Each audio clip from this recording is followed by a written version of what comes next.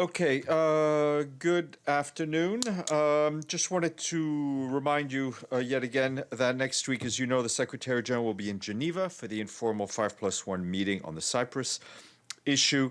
Those meetings will be held from 27th to the 29th of April. I will also be in Geneva next week, so Fahan will be briefing you virtually, but the room will be open.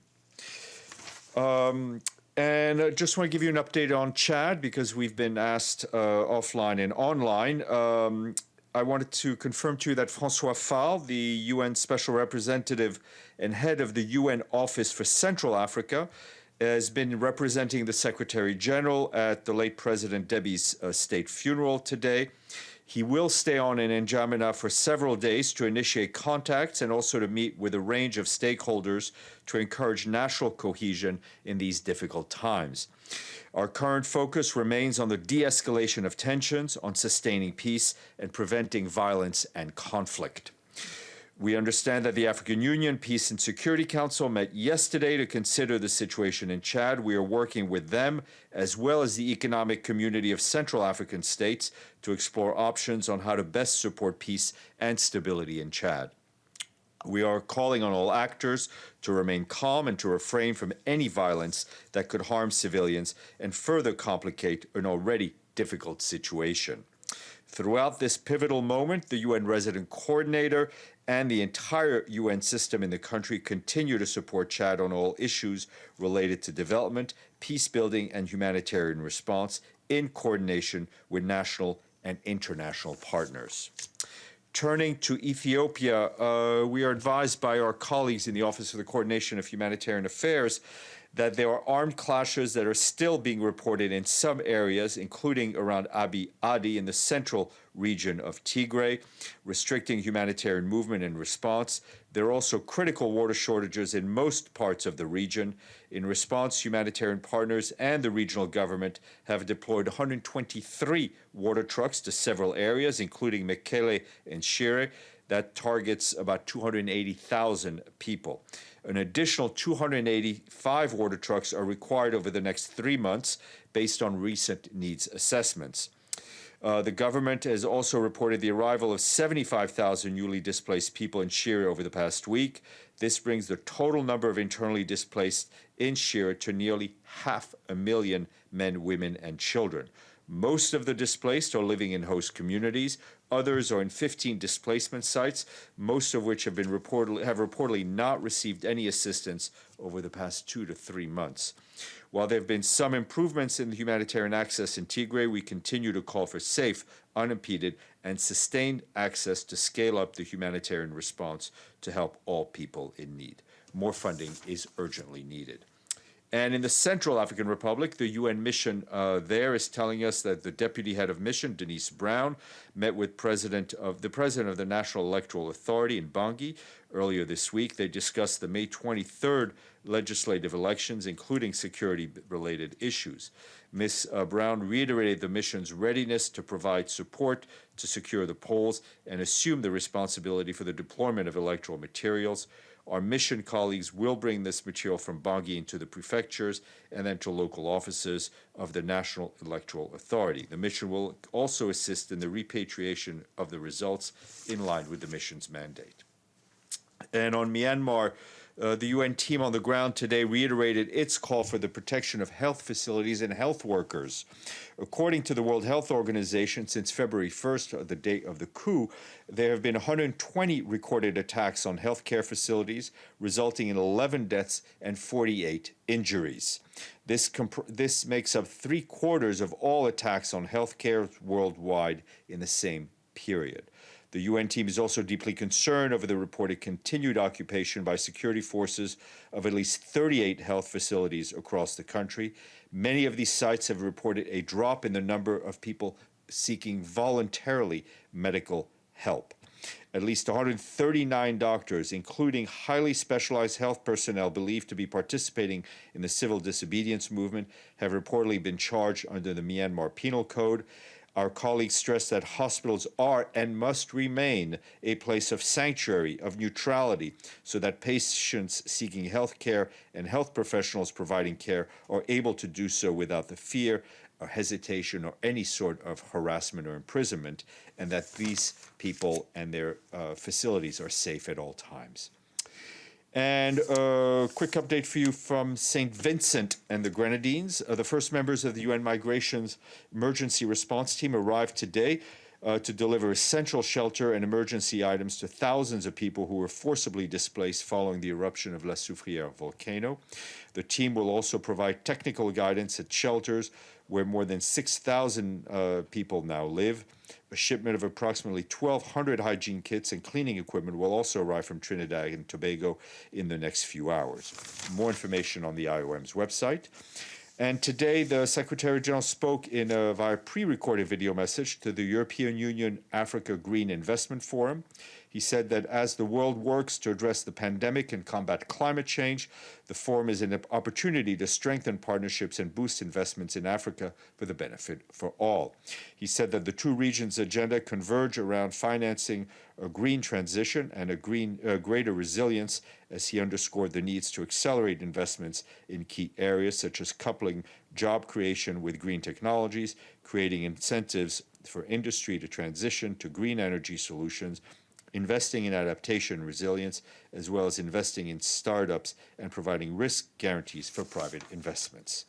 And you will have seen that yesterday we issued a statement on the situation in Pakistan, where we condemned the attack that had taken place at the Serena Hotel in Quetta on 21st of April. That statement was shared with you. The High Commissioner for Refugees, Filippo Grandi, is in the Democratic Republic of the Congo, and he is actually in Goma today in the east, where he met with people who have been displaced by violence in that area, especially in the northeast of the DRC. Earlier in the week, Mr. Grandi traveled to the region bordering the Central African Republic. According to authorities, 92,000 refugees arrived there in the past 4 months, following post-election violence in the Central African Republic. Mr. Grandi said that poor road conditions make delivering humanitarian assistance in this isolated area a huge challenge. He praised local villagers who've shared their shelters and food with refugees. And he concluded as he concludes his 3-day visit in the country, Mr. Grandi is calling for stepped-up international support and solidarity. UNHCR's appeal for 2021 appeal for the area is for $204.8 million, and it is only 16% funded. Couple of COVID-related notes. Today, Moldova received its third shipment of COVAX vaccines. These doses will target the elderly, teachers, social workers, and security officers and journalists. As of today, more than 100,000 people have received their first doses.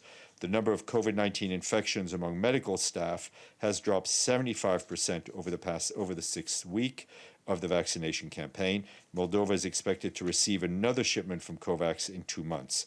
And in Mexico, the Pan American Health Organization, which is WHO's American counterpart, says authorities yesterday received more than 1 million doses of vaccines to support the national vaccination campaign. And in the Lao People's Democratic Republic, our team there, led by the resident coordinator, Sarah Sekenes Tollefson, continues to support the national COVID-19 prevention and vaccination campaigns. WHO and UNICEF in Laos are working on communications campaign, including safe behavior during the pandemic, which has reached millions of people so far. Our team has also worked to ensure that migration occurs safely, and its workers in the garment industry know how to prevent COVID-19 infections. The FAO, the Food and Agricultural Organization, today released a research showing that the world's smallholder farmers produce about 1/3 of the world's food. According to FAO, 5 of every 6 farms in the world is smaller than 2 hectares. These farms operate only around 12% of all agricultural land and produce roughly 35% of the world's food. FAO noted the analysis highlights the importance of improved and harmonized data to obtain a more granular and accurate picture of agricultural activities for policymakers. Couple of senior personnel appointments. One, the Secretary General is appointing Leonid Frolov of the Russian Federation as Executive Director of the Office for the UN Register of Damage Caused by the Construction of the Wall in the Occupied Palestinian Territory. That's the official name. He succeeds our friend Vladimir Gorayev of the Russian Federation, who retired in 2020. The Secretary General is grateful for Mr. Gorayev's leadership of the Register of Damage and his dedicated service to the United Nations for over 3 decades. Mr. Frolov has served since 2017 as Minister Counselor and Deputy Head of Mission at the Embassy of the Russian Federation in the State of Israel. He previously served in the Foreign Service of the Russian Federation since 1994. We welcome him. More information is being sent out on a note. And just to reiterate underscore that yesterday afternoon, we sent out a senior personnel appointment that said that Achim Steiner of Germany has been confirmed as administrator of the UN Development Program for a further 4-year term. Achim, as you know, has championed sustainability, economic growth, and equality, and has been a vocal advocate for the Sustainable Development Goals. And we congratulate Achim, and we are happy he will be with us for another 4 years. And today, a whole bunch of international days. Today is the World Book and Copyright Day. Do we know why it's celebrated on April 23rd? Nope. Because that is the day on which William Shakespeare and Miguel de Cervantes passed away. Different years, same day. And today is also English Language Day and Spanish Language Day. And that is also linked to that. Tomorrow is a day that really should be celebrated every day, and that is the International Day of Multilateralism and Diplomacy for Peace. That's something we try to do every day. Even Brendan agrees. And it is also the first day of a very important week, and that is World Immunization Week, with the theme Vaccines Bring Us Closer. The week this year will show how vaccination connects us to people, goals, and moments that matter to us the most, helping to improve the health of everyone, everywhere, throughout life. And Sunday is World Malaria Day, as well as International Delegates Day. I did not know there was an International Delegates Day. When is the International Spokespersons Day? And let's end on some good news coming to us from two places not close to each other. That's Bridgetown and Cairo. So we thank Egypt for paying us in full, and it's 92. Anybody know where the Bridgetown is the capital of which country? Barbados. You cannot participate in this game, Brendan. Yes, we thank our friends in Barbados and Egypt. That took us to 92. You're going to be booted out from the briefing room if you do that again. All right. Go ahead. Thanks, Steph. 2 questions. I was wondering if the COVAX initiative has sent out any vaccines to Rohingya refugees in Bangladesh. And also, do you have any update for us on who will be replacing the OCHA chief, Mr. Mark Lowcock? On your second question, no. As you know, the recruiting process is underway. As soon as we have an announcement, I will be the first to share it with you. So I do not keep these things under my vest. On the other issue, I would encourage you to check the COVAX website to see what has been shared with Bangladesh. Through the COVAX facility. No, I know. But what I'm saying is that we. Through the COVAX facilities, they are sent to member states, and then we very much hope that member states share them with everyone who is living on their territory, regardless of their status. But check with the COVAX facility. We can give you those details. Yes, Lenka. Thank you. Any more update on who is going to meet the Myanmar envoy? Is she meeting the authorities, or how many meetings is she going to have? And will there be any update on Sunday? Thank you. Yes, so she is currently in Jakarta, as we had said. This is part of her consultations in the region. She continues to having a number of meetings, including on the sidelines of the ASEAN leaders meeting. I'm not in a position to update you today on the list of meetings she has or she'll be having. if all goes well, we may have something on Sunday, or more likely on Monday. Okay, I think I see Toby waving his hand, and then I'll look in the chat what else there is. Go ahead, Toby. I had precisely the same question as Lenka, so I'm all good. Thank you. Okay. Jennifer, please, and then Abdelhamid. Hi, thank you. I just wondered whether you had any thoughts on the announcement today or overnight that Russia is pulling troops back from the Ukrainian border. Well, I think we welcome any move that helps de-escalate tensions in that area. We had expressed our concern at a number of events that had led to a rising of tensions. I think any move that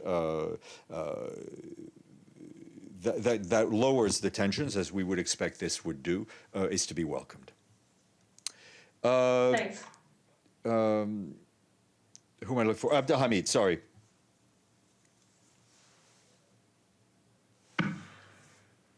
Thank you, Stéphane. I was expecting that you mentioned what's going on in Jerusalem.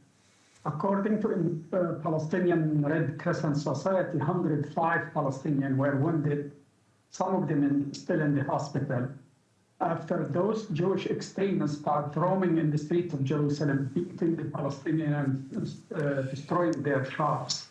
As you know, Friday there's a Palestinian walk to Jerusalem to pray in the Al-Aqsa Mosque, and that's where the confrontation started at the checkpoint.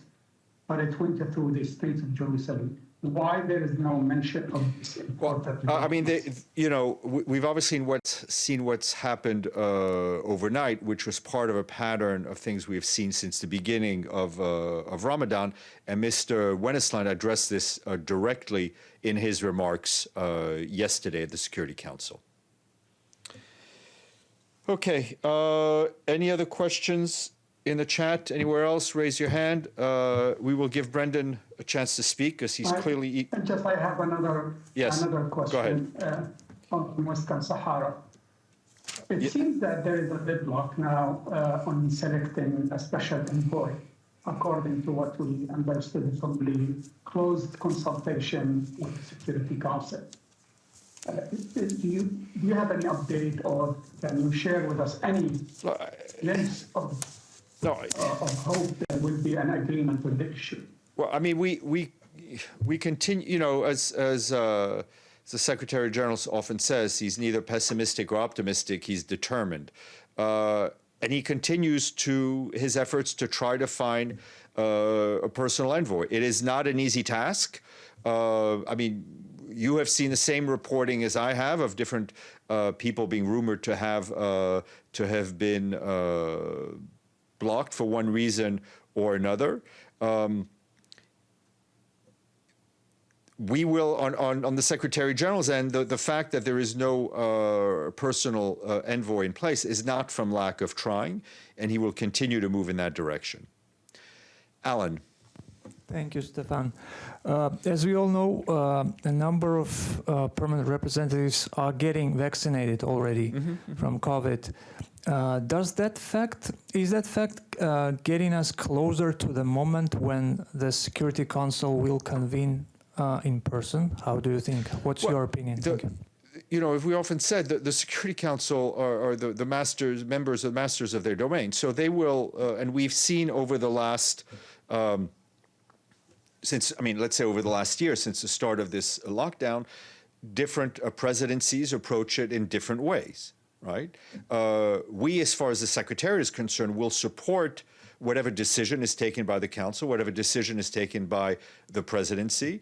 They've sometimes had meeting in the Council chambers. They've had meeting in the, I think, ECOSOC or Trusteeship Council chamber. They've had online meetings. Whatever they decide, we will be there and support. But it is their decision. Okay, Mr. Varma. Sorry. Okay. Sorry, Steph. Yes, Toby. One more question for you. Thank you. Sorry. Were you able to check yesterday about what the definitive document from the UN is on the recommendation for a carbon tax? Personally, no, but let me check. I don't always remember what I'm supposed to do, but I will. Well, I'm told there is. The answer is from someone who knows more about these things than I do. There is no definitive document at this point. So on that note, I will see you in a week, and I will leave you in the hands of Mr. Varma.